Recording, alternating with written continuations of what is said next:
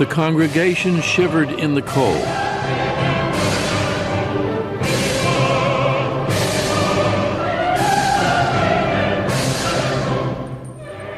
Notre Dame echoed with the sounds of 400 musicians and singers.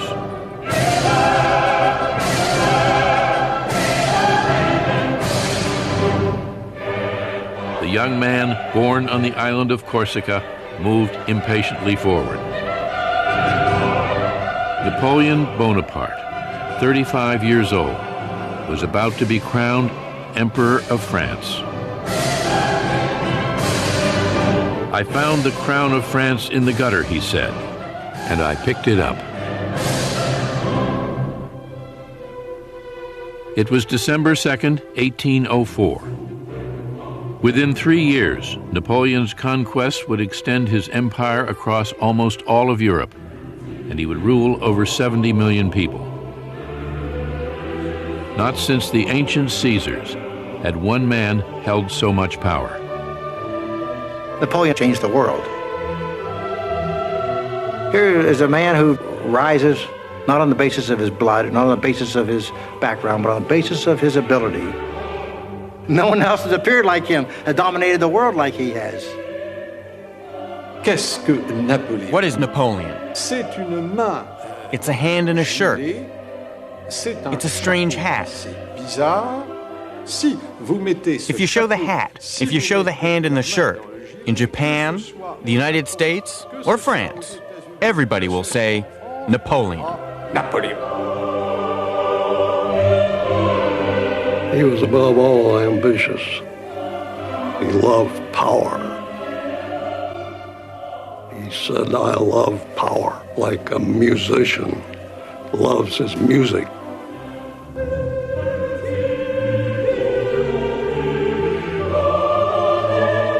Napoleon mounted the steps to the altar alone.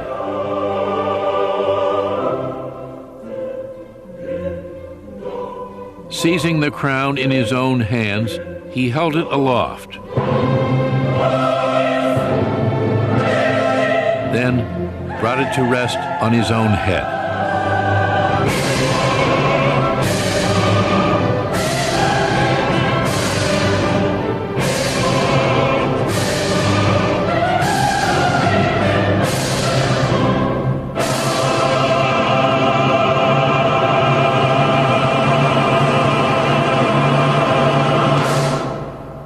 That morning, he had quietly told his brother, "If only our father could see us now."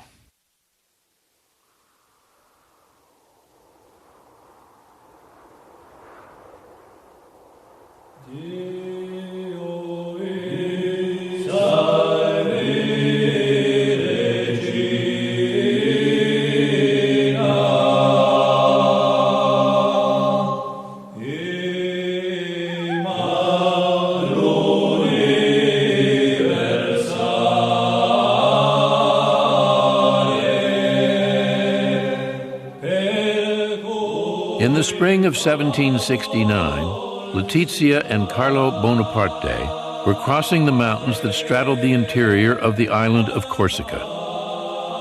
They were Corsican patriots, determined to repel a French army that had invaded their tiny island nation.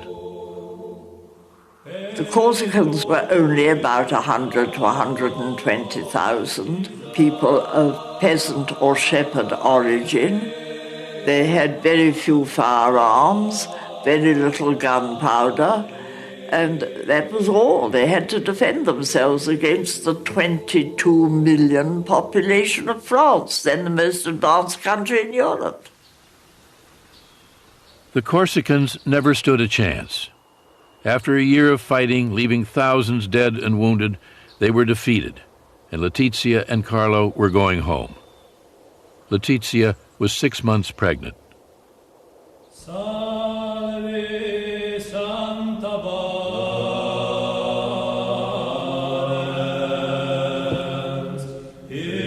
That summer, Letizia was celebrating the Feast of the Assumption when she felt her first labor pains.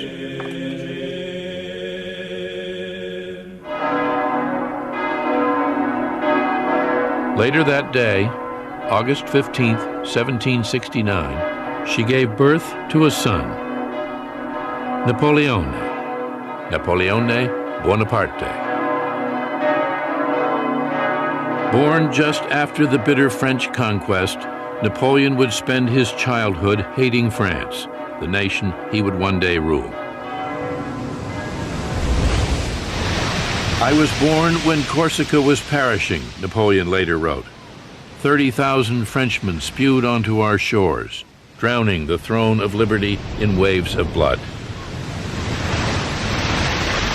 The cries of the dying, the groans of the oppressed, and tears of despair surrounded my cradle from the hour of my birth. Corsica was now a French colony. Suspended in the Mediterranean between France and Italy, for centuries Corsicans had fiercely resisted invaders, Romans, Moors, Genoese. After the French victory, Corsican rebels fled to the mountains, where they continued to fight on. But Napoleon's father, Carlo, a 23-year-old university student, readily submitted. Soon he was wearing powdered wigs, embroidered waistcoats, and silver-buckled shoes. Napoleon never forgave him for betraying his Corsican heritage. He would later say harshly that his father was rather too fond of pleasure. I think Napoleon always held a grudge against his father for having submitted. But poor Carlo, he knew he had lost the battle. He realized the French were there, so he had to live with them and make the best of it. Carlo began practicing law, won election to the Corsican Assembly, and rose in the esteem of the French rulers. But Napoleon rarely had a good thing to say about him. He saved his praise for his mother. The beautiful, strong-willed Letizia. As a mother, he would say, she was without equal.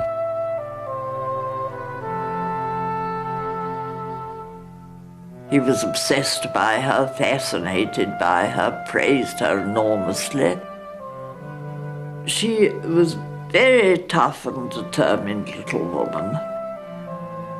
13 times pregnant, she had 8 surviving children.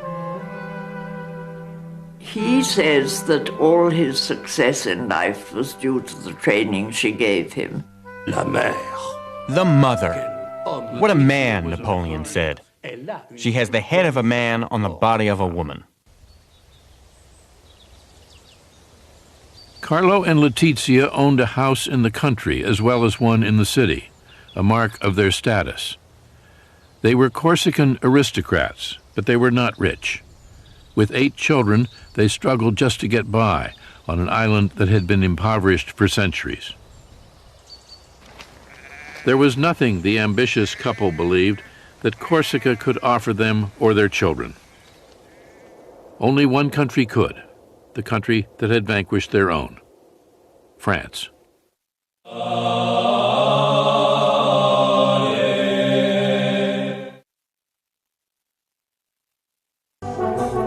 As a representative of the Corsican Parliament, Carlo traveled to Versailles. There he saw the splendor of the French court in all its majesty.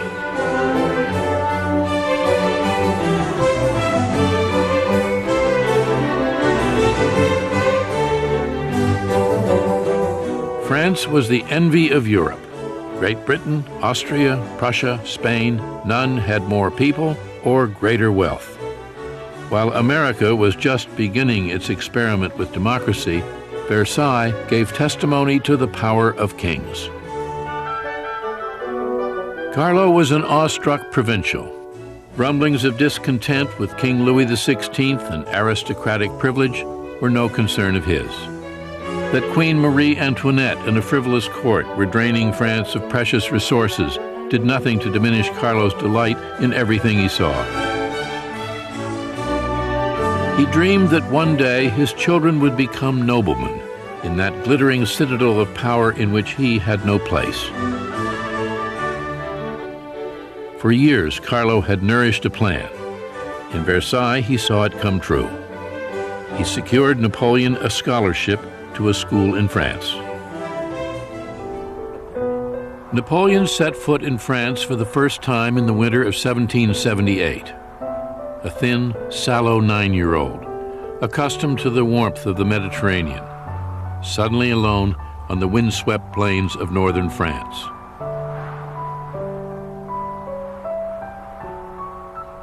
A scholarship boy at the Royal Military College at Brienne-le-Château. He could hardly speak French. For the next 5 years, there would be no holidays, no visits home. He had no love of France. He still thought of himself as a grudging subject of an alien king. Il se sent corse.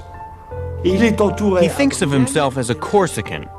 He is surrounded by students who are the children of French aristocrats, and they have nothing in common with this little foreigner. Donc, lui, qui est un être fier, And since he is quite proud, he becomes a loner. il va s'isoler, il va se mettre à part. Napoleon would one day turn his sympathies toward France, but not without years of resentment and struggle.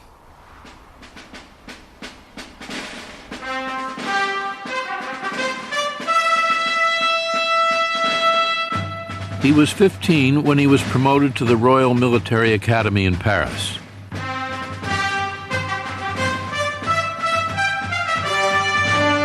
Along with the sons of some of France's greatest families, he would learn the splendors of French civilization.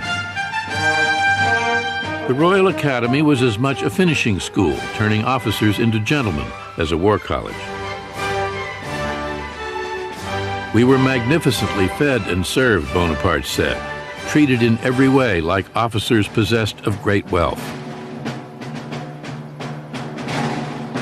The poor Corsican teenager still felt like an outsider. He had entered a world of opulence and luxury, but it only served to fuel his scorn for the privilege and snobbery of the French nobility. One teacher described him as quiet and solitary, frightfully egotistical, proud, ambitious, aspiring to everything. He would go far, his school report read, in favorable circumstances. He began his apprenticeship as a soldier when he was 16, a lowly second lieutenant, training with the best artillery unit in the French army. He grew expert at sighting a gun, handling rammer and shot, deploying men.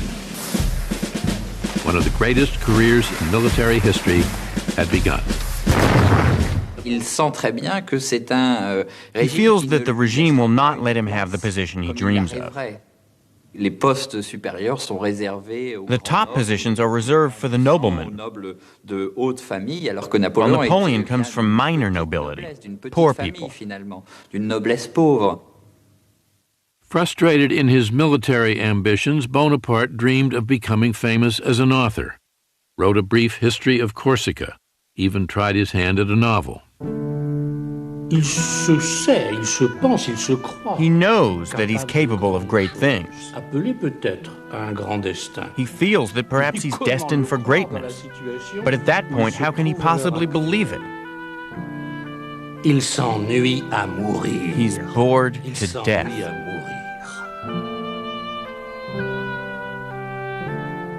Always alone among men, Bonaparte wrote, I come home to dream by myself and to give myself over to all the forces of my melancholy. My thoughts dwell on death. What fury drives me to wish for my own destruction? No doubt because I see no place for myself in this world. It was the revolution that would set Bonaparte free.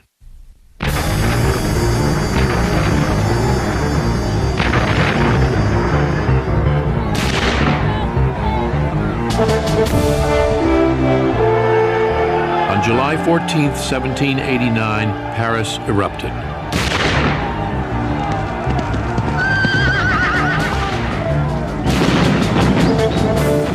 Angry crowds stormed through the streets, crying liberty, equality, brotherhood. France was thrown into turmoil. The monarchy itself tottered on the edge of destruction. A defiant National Assembly challenged the absolute right of the king, stripped nobles and clergy of their ancient feudal privileges, fracturing a social order that had endured for centuries. After years of injustice and inequality, the revolution had begun. It would take years before it would end. As the revolution gained momentum, Bonaparte was serving in the army far from Paris. He distrusted the violent mobs, but welcomed the changes transforming the country. He is certainly not a revolutionary before the beginning of the revolution. But Bonaparte welcomes the revolution as good news. It almost has a religious impact for him, because all of a sudden he feels that the revolution is going to open up French society. La révolution va ouvrir la société française. L'abolition des privilèges, le fait que la société française ne va plus It would connaître abolish privileges, hiérarchie, put an end to hierarchies and the kind of condescension from which Napoleon had suffered while he was growing up. jeune Napoléon dans sa jeunesse. Bonaparte était un jeune homme Bonaparte de son was a man of temps, his avoir times, 20 ans, and to be 20 years old in 1789 is very important. Napoleon's destiny and the destiny of the whole country become the same.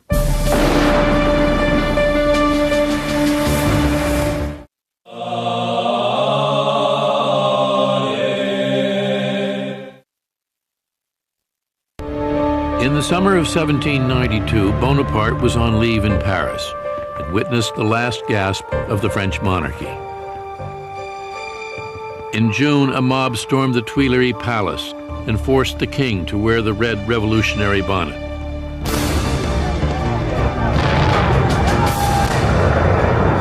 In August, the mob massacred the king's Swiss guard. King Louis XVI was dethroned. The French Republic was proclaimed that fall. Napoleon wants to be part of this new world. He wants to play a role. And he starts in a place he knows very well. He starts with Corsica. Donc, il commence par la Corse.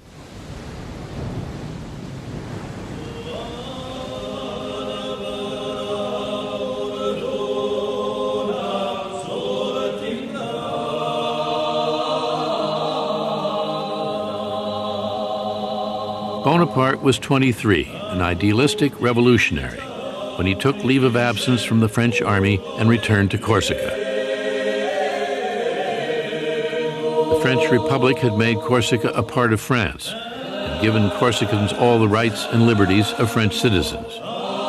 Bonaparte, a lieutenant in the island's National Guard, threw himself into Corsican politics. Pasquale Paoli was the island's governor. Paoli had been Bonaparte's childhood hero, the leader of the Corsican War against France. Now Bonaparte dreamed of rising to power, standing by Paoli's side. But he would be bitterly disappointed. Paoli did not trust him. A ragazzone inesperto, Paoli called him. A big, inexperienced boy. The Corsican patriot thought Bonaparte too ambitious, too self-centered, too sympathetic to France. Bonaparte and Paoli are on totally different wavelengths. Paoli retains the idea that Corsica should be independent. By this time, Napoleon Bonaparte is perfectly comfortable with a Corsica that is part of revolutionary France. Bonaparte soon became the leader of a faction opposed to Paoli. Clan rivalry ran deep on the island, intensifying the political struggle between the two men. Paoli's partisans and Bonaparte's were soon at war. In the end, Paoli proved too strong. Bonaparte's home was sacked and he was forced to flee to the mountains. The Corsican Assembly declared Bonaparte and his entire family traitors and enemies of the fatherland, condemned to perpetual execration and infamy. Bonaparte no longer had the right to live in Corsica. He had been given a death sentence by his own people. His idealism shaken, Bonaparte wrote his brother, "Among so many conflicting ideas, the honest man is confused and distressed. Since one must take sides, one might as well choose the side which is victorious. Considering the alternative, it is better to eat than be eaten." The defeat in Corsica, the break with his hero Paoli, had toughened him, made him shrewd, and turned him toward France. From the time when there is this breakup with Paoli's Corsica, he is French. He wants to be French. He is French.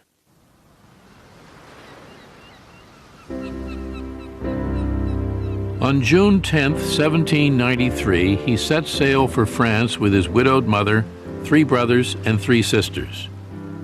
A refugee family, carrying with them all they owned in the world. 24 years old, he was banished from the land of his birth forever.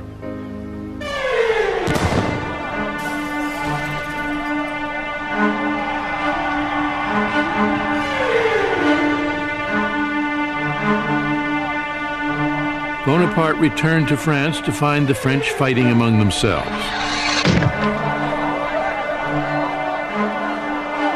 The king had been executed. The queen and thousands more followed him to the guillotine. There were cities in revolt, uprisings in the provinces. Maximilien Robespierre was in charge now. The austere, moralizing leader suspended the Constitution, vowing to save the Republic from its enemies at any cost. The revolution turned into the Terror.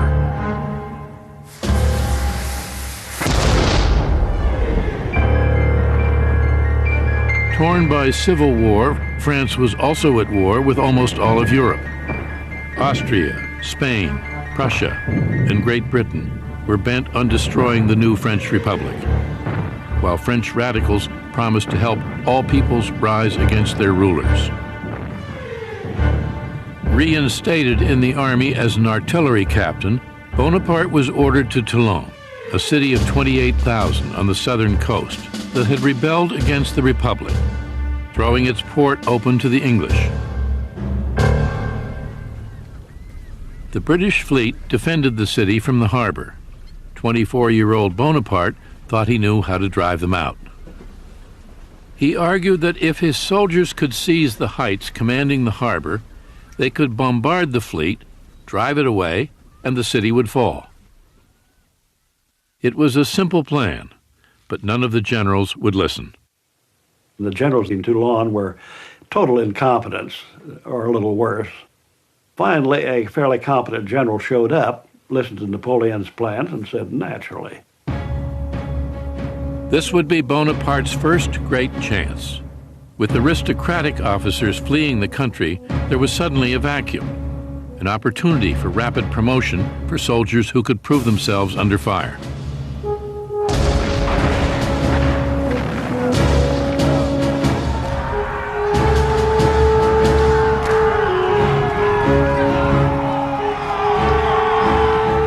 Bonaparte fought bravely, leading his men in the assault on the fort guarding the heights, suffering a wound in the thigh from an enemy bayonet. 10 ships went up in flames. The British fled. Toulon was recaptured and Bonaparte promoted. In just 3 months, he had risen from captain to brigadier general.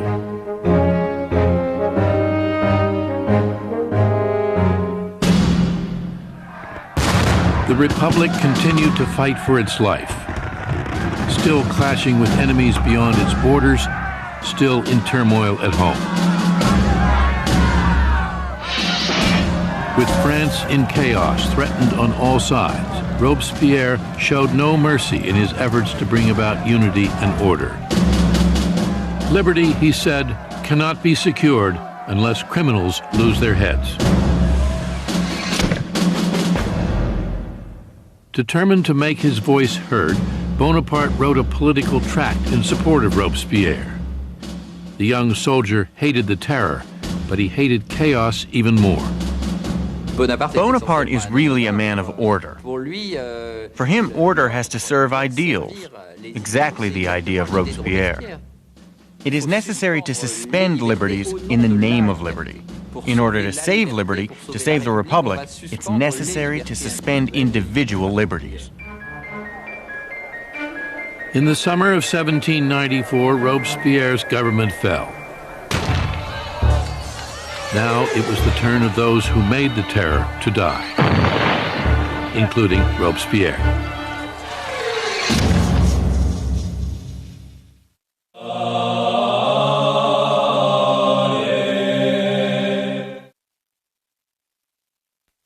In the spring of 1795, Bonaparte headed for Paris.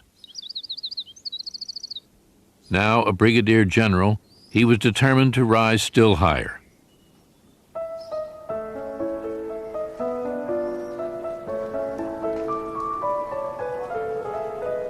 France had a new constitutional government. The guillotine, the riots in the street, the wars still raging along the frontier, all seemed forgotten.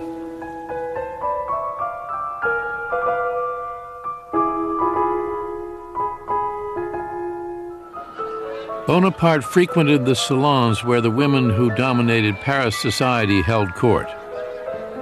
The women here, he wrote his brother, are the center of importance. Here, alone of all places on earth, they appear to hold the reins of government. But they wanted little to do with him. He was just another ambitious young soldier. I can still picture him, one noblewoman remembered. He wore badly made dirty boots and a nasty round hat pulled down over his eyes. An overall sickly effect was created by this thinness and his yellow complexion. Bonaparte seemed to have come to a dead end. He was desperate for promotion, but no one paid any attention. If this continues, he wrote his brother, I shall end by not stepping aside when a carriage rushes past. Then political turmoil once again gave him his chance. On October 5, 1795, crowds of Parisians stormed through the streets alongside National Guardsmen bent on restoring the monarchy. The rebellion threatened to topple the Republic. The government called on Bonaparte to repel the attack. There wasn't much other choice, actually, when this rebellion broke. There aren't any competent generals in Paris. Here's young Bonaparte. He's a man of conviction. Put him in. Napoleon was not one to pussyfoot around. He would use all his weapons. Nobody had really used cannon on the Paris mobs before.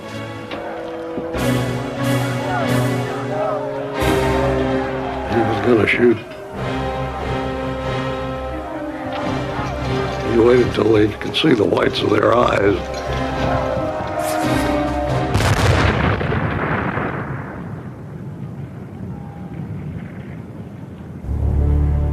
The enemy attacked us, Bonaparte wrote his brother. We killed a great many of them. Now all is quiet. I could not be happier.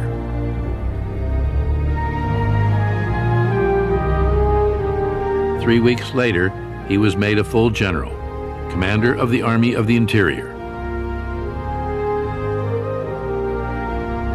He was 26.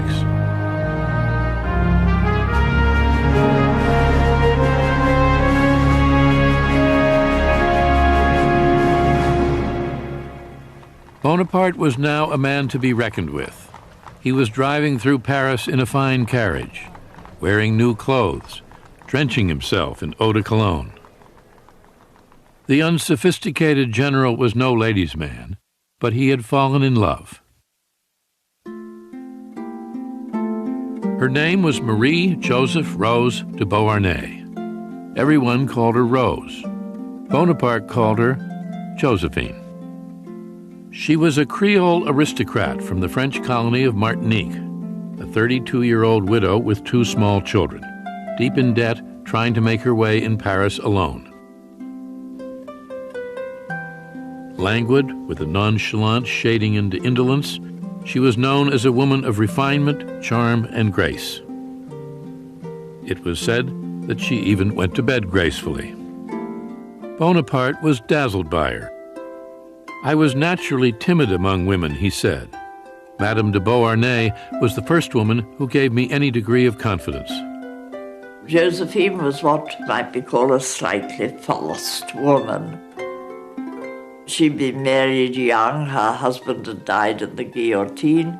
She'd had an affair with somebody that helped her out, and it was well known she had affairs with men in high French society. No one stood higher than Paul Barras, the most powerful figure in the new government. Josephine was his mistress, a woman of influence in the most fashionable salons in Paris. Bonaparte saw her in a world of power. She was at the center of society. She had all these connections. She was very much someone who could be useful to him. And then I think he just fell madly in love with her. Josephine lived in a little cottage set in a pleasant garden. Some said it was Barras who paid the rent. But Barras was growing tired of her. Now Bonaparte visited her there. Josephine seemed amused by her new lover. Although she knew how to please him, she did not return his passion. When Bonaparte proposed marriage, she hesitated. She wasn't attracted to him at all. In fact, she told a friend later that for a long time, she had to overcome a feeling of repugnance. He was so serious and he had no sense of humor. He was skinny. His hair was kind of hanging and he was unkempt. Mais elle sait que la beauté passe. But she knows her beauty is vanishing. Already her teeth are bad, she's getting wrinkles. Napoleon doesn't see it, but others see it, and she sees it. Her looks fading and her debts mounting, she needed a protector. On March 9, 1796, Napoleon Bonaparte and Josephine de Beauharnais were married. A gold enameled medallion was the general's wedding gift to his bride. On it were inscribed the words, "To Destiny."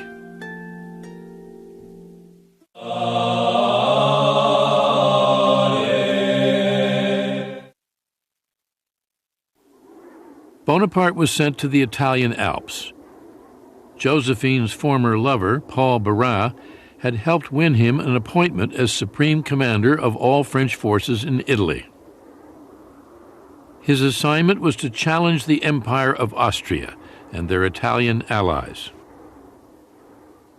He had never commanded an army before. Young and untested, no one expected very much from him, especially his own generals. Tout le monde l'attend avec un peu de moquerie. Everyone makes fun of him before he gets there. This little general who perhaps owes his command to his wife.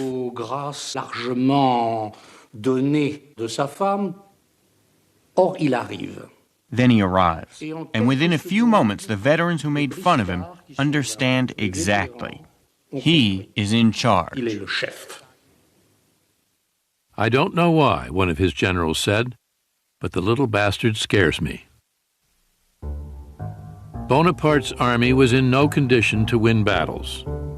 It had been stagnating under incompetent commanders in the foothills of the Alps for almost 2 years.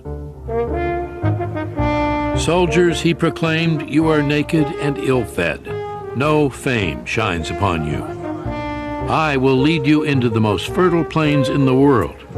Rich provinces, great cities will lie in your power. You will find there honor, glory, and riches. He really enthralls them. He's a terrific actor. Il est capable He is capable of laughing, smiling, and then suddenly he is passionate, inspiring fear, horror, and anger. On April 2nd, 1796, Bonaparte led his army forward. He was badly outnumbered. 38,000 French soldiers faced 38,000 Austrians and their allies, 25,000 Piedmontese. Bonaparte planned to isolate the Austrians from the Piedmontese, then conquer each separately. He would strike first at Piedmont. In just 2 weeks, he won 6 battles, took thousands of prisoners, and broke the back of Piedmont's army. One Piedmontese officer would later complain, they sent a young madman who attacks right, left, and from the rear. It's an intolerable way of making war. On April 26th, Piedmont surrendered. Bonaparte demanded gold and silver and paid his troops, the first real money they had seen in years. Soldiers, he said, we thank you. While Bonaparte led his soldiers into battle, he never stopped thinking of Josephine, writing her letter after letter, day after day.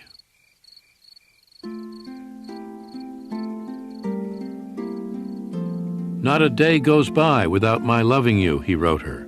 Not a night without holding you in my arms.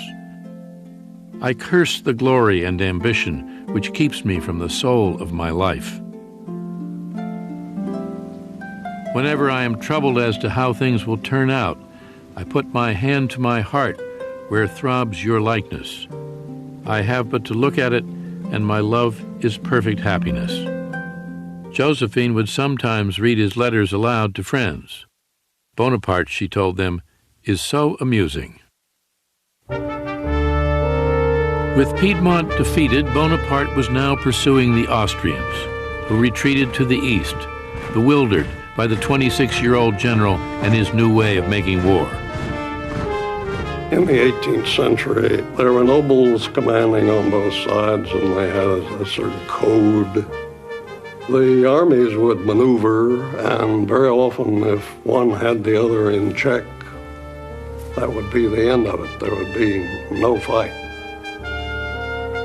Napoleon was, in a way, the first modern general. He did not accommodate those old codgers on the other side at all. Il attaque tous les jours. He attacks every day. He attacks when it snows, he attacks at night, he attacks when it's cold. It's not the way the game is played. Il cherche l'ennemi. He looks for the enemy, fights it, and when they assume that he's going to stop, he continues. The next day, he fights again. It surprises them. Et il surprend.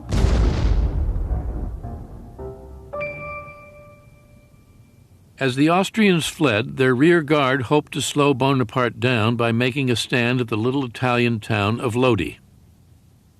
They fortified a narrow wooden bridge with 14 cannon and 3 battalions and dared Bonaparte to cross it. The general ordered a simple frontal assault on the bridge. Everything would depend on the courage of his men.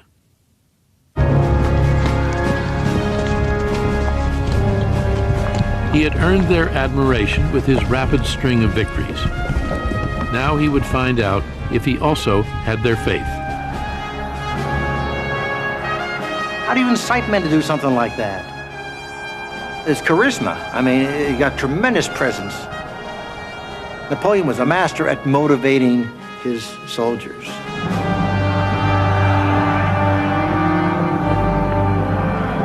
Victory always goes a long way.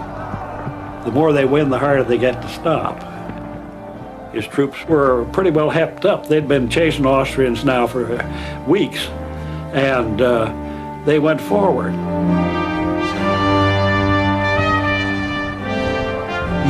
There are no tactics at all. The troops come in so enthusiastically and quickly, it surprises the enemy.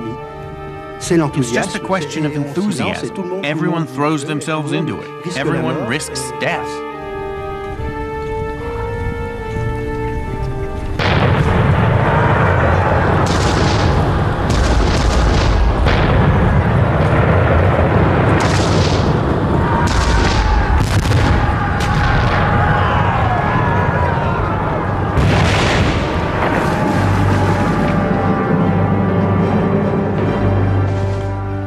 With his men facing withering enemy fire, Bonaparte was in the thick of it.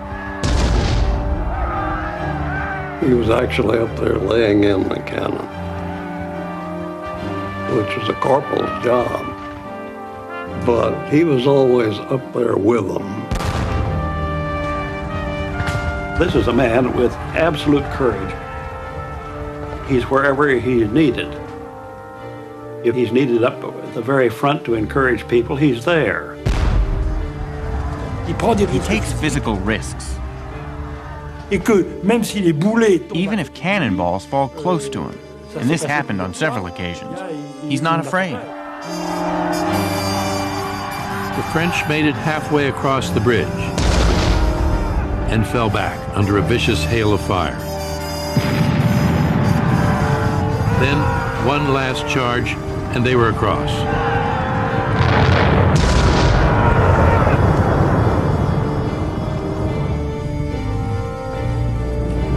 The Austrian guns fell silent.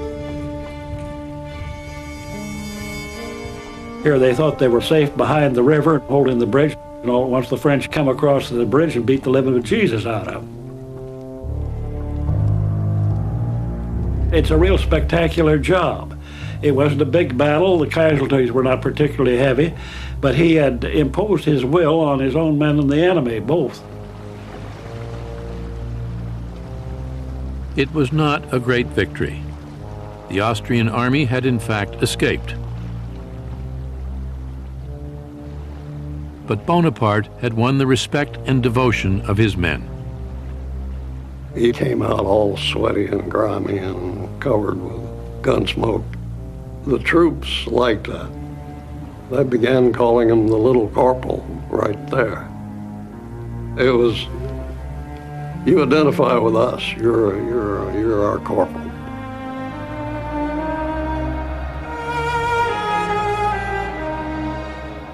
This is the moment when he becomes convinced that he has a lucky star, and that destiny has chosen him to accomplish great things. They haven't seen anything yet, Bonaparte told one of his generals. In our time, no one has the slightest conception of what is great. It is up to me to give them an example. There was a spark.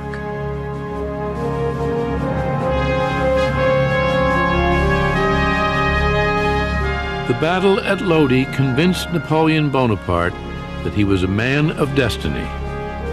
From that moment, he said, I foresaw what I might be. Already I felt the earth flee from beneath me, as if I were being carried into the sky.